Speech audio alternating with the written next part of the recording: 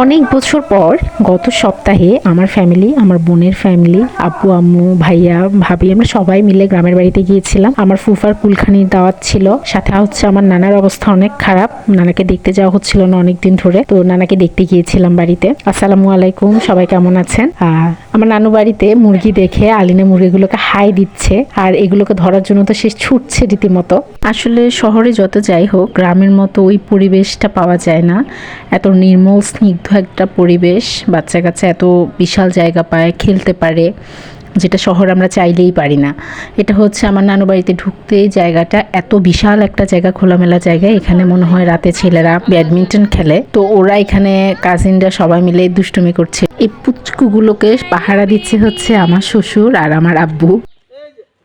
তারা সারাদিনই এদের পেছনে পেছনে আছে। এই যে দেখা যাচ্ছে, এ হচ্ছে আমার মামাতো ভাই, সবার ছোটটা, খুবই দুষ্টু, মানে অত্যন্ত দুষ্টমি করে। আমার মেয়ে এমন খোলামেলা জায়গা পেয়েছে, কি খুশি হয়েছে, সে খুব দূরের উপরে ছিল।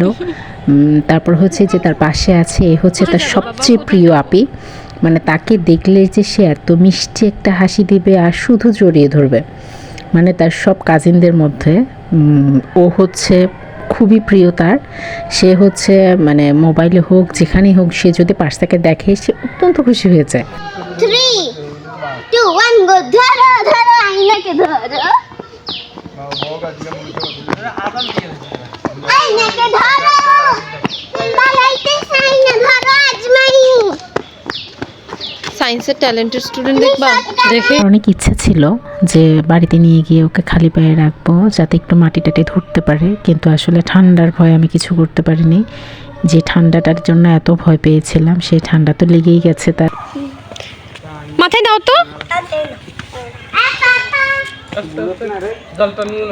মাথায় দাও, ছিঁড়ে যাবে।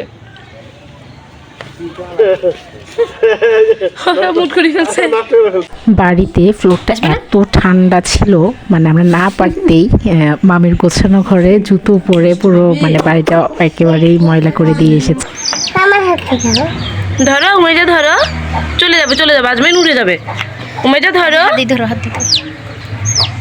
জাদু করে দিই, জাদু করে দাও, মুরগিকে হাই দাও।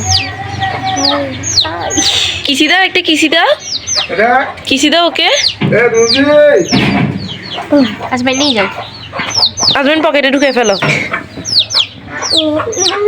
আমরা প্রথম দিন আমার সেজো ফুফুর বাড়িতে গিয়েছিলাম, কারণ হচ্ছে আমার ফুফা গত সপ্তাহে মারা গিয়েছিলেন, তো ওনার কুলখানি ছিল ওই দিন। তো ওখান থেকে হচ্ছে আমরা খাওয়া দাওয়া শেষ করে সবার সাথে দেখা করে তখন নানার বাড়িতে চলে গিয়েছিলাম। আর এই যে আমার মেয়ে আসলে জার্নি করে এত বেশি টায়ার্ড হয়ে গেছে, তাকে দেখতে খুবই কালো লাগছিল।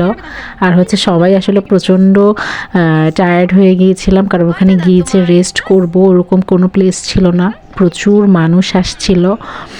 তো আসলে ওখানে গিয়ে অনেক ভালো লেগেছিল, কারণ হচ্ছে অনেক বছর পরে সব ফুফুদেরকে আমি একসাথে দেখতে পেয়েছি। তারপরে হচ্ছে আত্মীয় স্বজন সবাই এসেছিল। আসলে বিশেষ করে বলা হয় যে বিয়ে বাড়িতে এবং মরা বাড়িতেই সবাইকে একসাথে পাওয়া যায়, আদারওয়াইজ মানে একসাথে এভাবে সবাইকে পাওয়া যায় না, কারো না কারো কোনো না কোনো সমস্যা থাকে। তো দেখা যায় কি কেউ না কেউ মিস করেই যায় যে কোনো প্রোগ্রাম। তো যাই হোক, ওখানে গিয়ে আমার মেয়েও মজা পেয়েছে।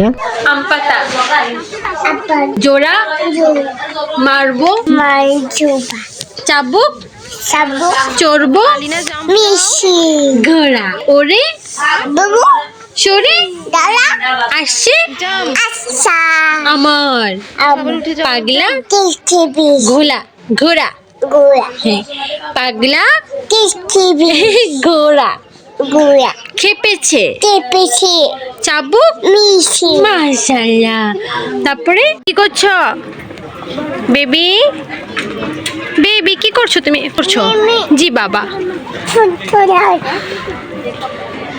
আন্না চশমা পরবে, কিসি দাও, একটা কিসি, কিসি দাও, কিসি দাও। ওলে বাবা, হাই দাও তো, হাই।